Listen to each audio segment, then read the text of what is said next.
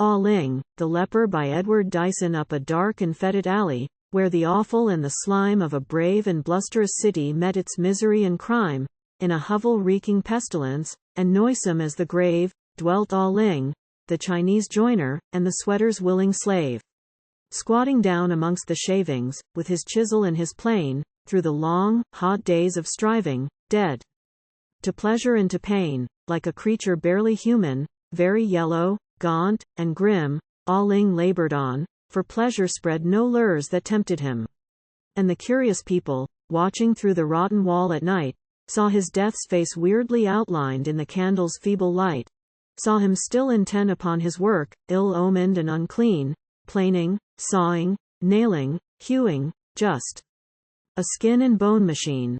Neither kith nor kin the joiner had. Perchance he nerved his hand with the treasured hope of seeing once again his native land as a Chinaman of fortune, and of finishing his life at his ease in China proper, with a painted Chinese wife. But Ah Ling grew yet more grisly, and 'twas easy now to trace signs of vice and fierce privations in his scarred and pitted face, with a dreadful something added. By this thing the truth was known, and his countrymen forsook him, and he lived and toiled alone.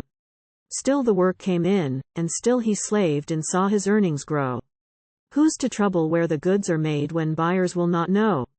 Gimcrack chairs and pretty knick-knacks from infected dens like this go to furnish happy homes today, where ignorance is bliss. Now the time was come when Ling might take his treasure up, and go to enjoy celestial comforts by the flowing hoang ho.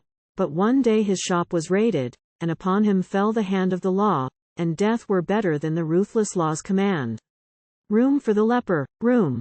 A thing of fear, Ah Ling was torn from his hovel and his labor and his cherished hopes, and borne to a home of untold terrors, where to life grim death is wed, and the quick behold and know the ill-oathly horrors of the dead.